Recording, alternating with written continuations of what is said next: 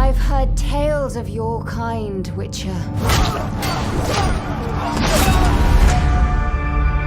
You're a mutant. Hey there, fantasy fans. This is Kelpi. As you know, The Witcher is of course about the story of the Witcher, Geralt of Rivia. But the story is also about Ciri and Yennefer.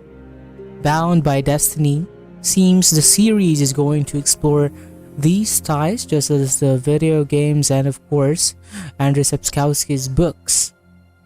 Being a big fan of the Witcher games, unfortunately I haven't read the books yet.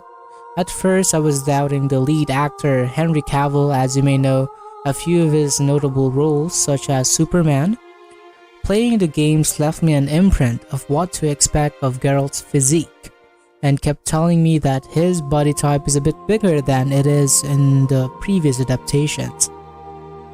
But after watching a lot of his interviews recently, I think he may very well be the best bet of ensuring the show's success.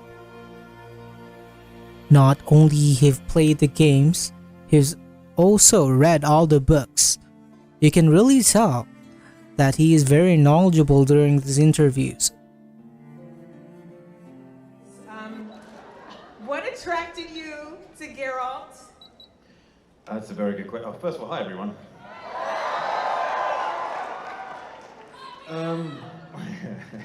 Love you too. What attracts me to Geralt?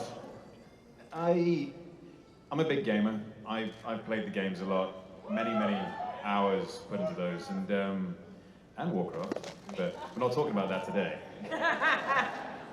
And there was something about Geralt which really struck a chord with me. He's not your average hero. He's a very hard exterior, tough, real-world type person who won't treat everyone perfectly. Mm-hmm. And at the same time, deep down, he's a real hero, right at the bottom of it. And he keeps that very secret and very private. To those who don't know, what is a Witcher? What is a Witcher? Yes. Right. Okay, hands up here who doesn't know what a Witcher is. Who doesn't know what a Witcher is? There's a couple people. I don't know. There's actually quite a few. Tell them, Henry. Okay. Tell them. Yeah, no, I wasn't criticizing the question. That's an awesome question. I was just wondering. Okay, what is a Witcher?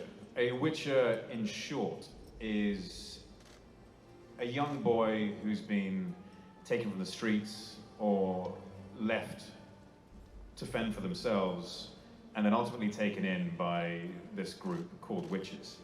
And they are trained to levels of almost inhuman agility and endurance. And then from there, they're subjected to various alchemical trials, and they become mutants. Most of these children do not survive, and say 1 in 10 would survive these trials. And then after that, they are trained in the art of monster hunting, and they travel the world hunting monsters for coin. Mm-hmm. And that is their one and sole purpose in the world, and they are often rejected by people because they're not supposed to have emotions. Ooh. And that serves them very well in their monster hunting. But ultimately, just a group of badasses who kill monsters. Yes. And Geralt's kind of the opposite. He's a monster hunter, and he has seen nothing but the brutality of the world.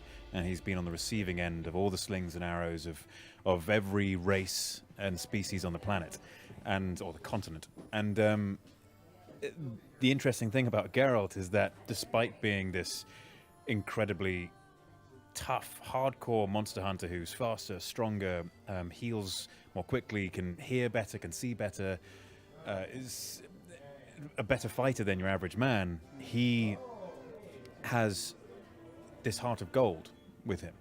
And he has such potential to be an incredibly dark character, especially because of his belief on the outside world and how it affects him and how it directly relates to how he should feel because of how he's treated, and yet deep down in his core he still has this belief in something better and something else.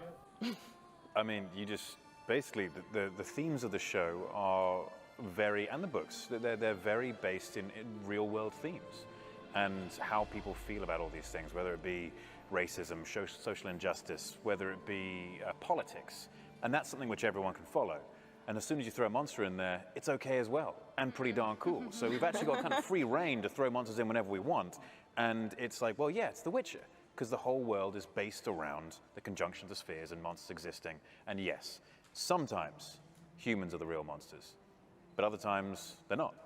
Other times it's monsters. But for me, personally, it's like, it would be like playing another run of The Witcher 3, but with a completely different skin on.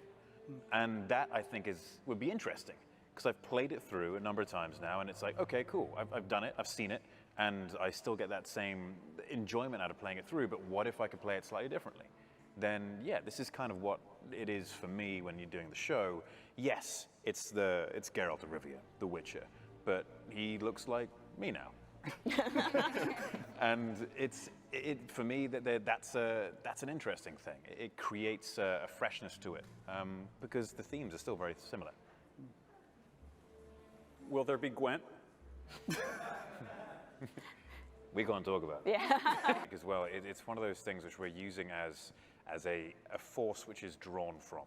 You draw from chaos, and that is explained in Yennefer's storyline especially, and it manifests in different ways, and you will see it as the audience how it manifests, and some familiar things which players of the game and readers of the books will understand. How do you make I mean, there's always going to be someone or someones who will have a different idea. That's the beauty of adapting a book, especially when adapting books. Everyone has their own mental imagery of what a character looks like, or how they behave, or what they sound like, and it's about just going all in and making it what you think it is.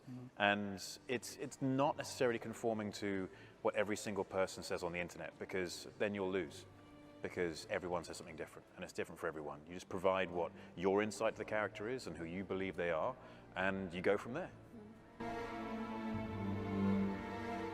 Also, the Witcher series will premiere on December 20th of 2019.